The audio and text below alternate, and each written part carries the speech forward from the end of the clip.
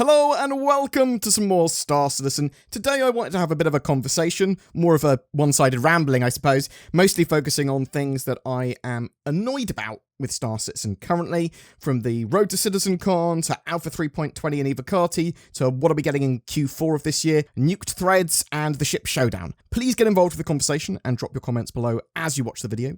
The road to CitizenCon. So I really dislike the road to CitizenCon stuff, because we're basically just getting less until we get to CitizenCon, right? Cloud Imperium aren't showing as much stuff on Inside Star Citizen. They're obscuring various things dev-wise from not just Squadron 42 now, but stuff that's happening in the persistent universe for the rest of this year and early next year, stuff like that. So I don't like them obscuring stuff for later. I want to see the skeleton now. One of the things I like about Star Citizen and its open development is just how open they are and lots of the stuff that they show. But CitizenCon time, yeah, I love CitizenCon. I think it's amazing, but I don't want to be starved right before CitizenCon to make it better. You can see this as well with Inside Star Citizens at the moment. The highlight that I've had in the last month for Inside Star Citizens was one on audio about resonance, and that was, it was a cool little episode. I actually quite enjoyed seeing the sounds and all that sort of stuff that's going on, hearing them. But also they showed off things like capital ships exploding and the Hull C in its latest sort of state. Delicious little crumbs to keep me going while I'm starving. I dislike the term the road to CitizenCon because it sounds like it's cool and it's hype and they're giving us more, but actually they're just taking away the road. They're going, you can't even have paving stones on this road. It's a dirt track until you get to CitizenCon.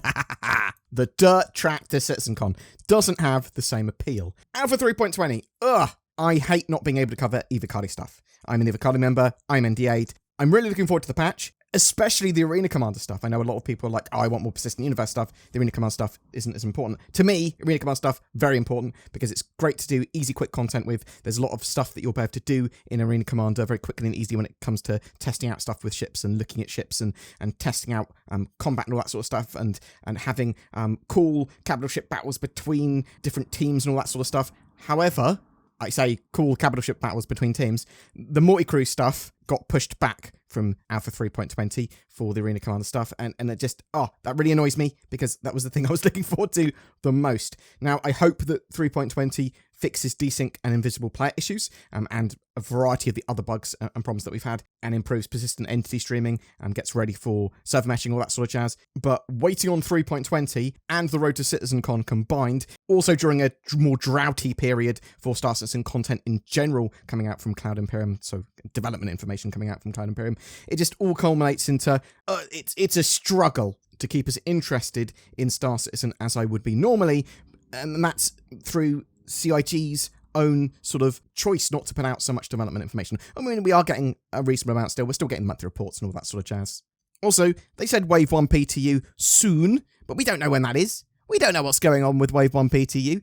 They said soon about a month ago. I actually think they said near future. I'm talking about the PT waves. Cloud Imperium have recently restructured the PT waves. Basically, they want to have more players in that play more consistently over the PTU and put the hours in, because they don't want someone to just download it and look once and then go, because that takes away sort of like download bandwidth from them, which is effectively expensive, and they're not really actively participating in those tests to actually try and improve the PTU before it goes out to live. So they did some stuff with that to try and improve that, but they also said that, yeah, you can still buy in with subscribers. Cool, yeah, whatever. They weirdly broke up the different levels of concierge, so if you're at $25,000 sort of staked there, that you can then bam, get into Wave 1, but if you're only $1,000 put into the game, then you're in Wave 4. This actually isn't that bad. It just looks way worse and sounds way worse than it actually is. Cloud Imperium taking control of the PT waves for testing, good idea. Getting more appropriate people in, good idea.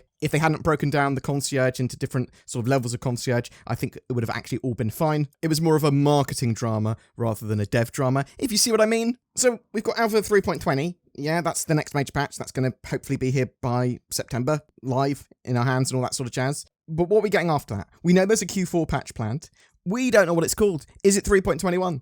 Is it 4.0? What's showing on the roadmap at the moment for like confirmed or suggested features? None. There's nothing being shown on it. If there was, we'd know what the patch was called. There are a lot of indications that there are going to be things like more Arena Commander stuff, more cargo sort of updates, bounty hunting. Bounty hunting looks to me like it's going to be a big end of year feature, the sort of big updates to that. ship-scale tractor beams, things like that are strong possibilities. So why aren't Cloud Imperium talking about what's happening at the end of the year? Well, probably because of CitizenCon. Again, comes back to CitizenCon. They are holding stuff back. If they told us what was coming at the end of the year, well, I expect we know a lot of what was going to be shown at CitizenCon. I'm really interested to know what you think about that sort of stuff. So are you in the opinion that, yes, you actually don't mind being starved for CitizenCon, you don't mind Cloud Imperium being a bit cagey or obscuring stuff, the development information, because it makes CitizenCon all the better? Do you think they should actually just be telling us all the stuff that they can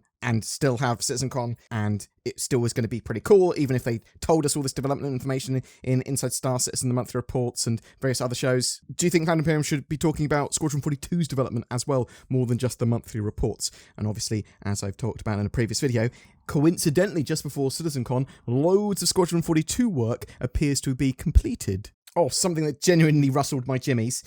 There was a big Ares thread talking about the Ares Ion and Inferno, and there was a huge amount of dev responses on that thread that were talking about potential changes that they'd make and answering a load of people's questions. And there was like a dozen or so, and potentially more, and potentially less as well. I can't remember now. But the thread's been nuked and entirely wiped out. All the dev response is gone as well. Looks like it was deleted by the original poster, but I can't sort of see for sure. But I hate when stuff like that gets removed.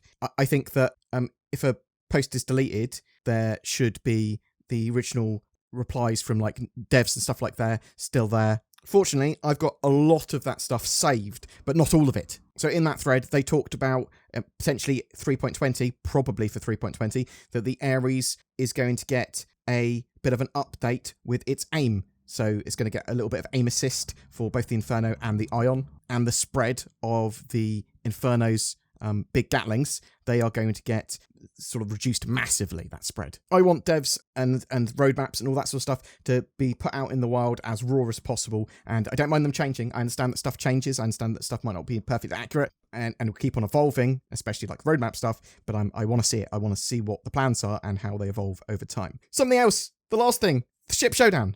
How do they pick the top 16 ships? Because there's a load of voodoo magic going on here. They literally go, bam, top 16 ships. It's chosen by players and backers and people talking about them on social media and the hub on the RSI website. Now, they combine sort of some variants together and that sort of stuff, and then they put them in categories potentially against each other, and then they decide who goes 1v1 against the ships at the start. That whole process feels very manufactured and doesn't feel particularly fair. But maybe I'm wrong with that. Maybe it doesn't matter that it's not fair, or maybe it is a bit more random than I'm thinking. The whole ship showdown is supposed to be a bit of a fun, and obviously starting next week, we've got the top 16 ships going head-to-head against each other. I suppose what I don't want to see is the Carrack and the Mercury Star Runner going against each other in the first round, something like that. But at the end of the day, it doesn't matter. As I said, it is just a bit of fun. Boom! That's my rant for today. I'm really interested to know what you think about the road to CitizenCon. Do you think we're just getting less? And as I said, it's the dirt track to CitizenCon. Alpha 3.20. Do you want Cloud Imperium to push to Wave 1 ASAP? Do you wish that the Evocati waves could be sort of talked about more freely? Why? Why do CIG obscure Evocati stuff with an NDA? I suppose it's because it's very, very early testing and stuff might change quite significantly and they might hype or unhype people about stuff. But I still think they should just allow the Evocati stuff to be out in the wild, personally. I mean, I suppose it kind of is on other channels. It's just not on mine, which annoys me. What do you think we're going to get in Q4 of this year? What did you think about that PT wave drama? Did you think it was just nothing at all, or just a load of content creators talking about stuff that sounds clickbaity? The Ares Ion thread / Inferno thread that got nuked, does that sort of stuff sadden you? And Ship Showdown, how is it chosen? Let me throw my bones here, or magic 8-ball it. Whatever your thoughts though, I'd love to hear from you in the comments below. Are we alone in the universe? The truth is out there, but what if aliens visit Earth, but they're like monsters, and all they do is look through your internet history, judging you, laughing at you with all their alien friends, watching your every move live, and then they send like 1 million ads to you about alien products that you don't want, like those shoes and socks that have a gap between your big toes.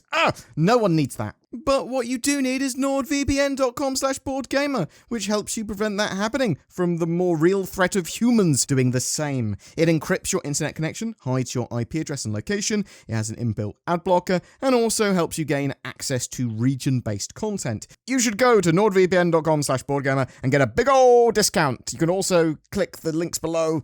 Every month, we have a ship giveaway. For August, it's for a Crusader Mercury Star Runner with lifetime insurance.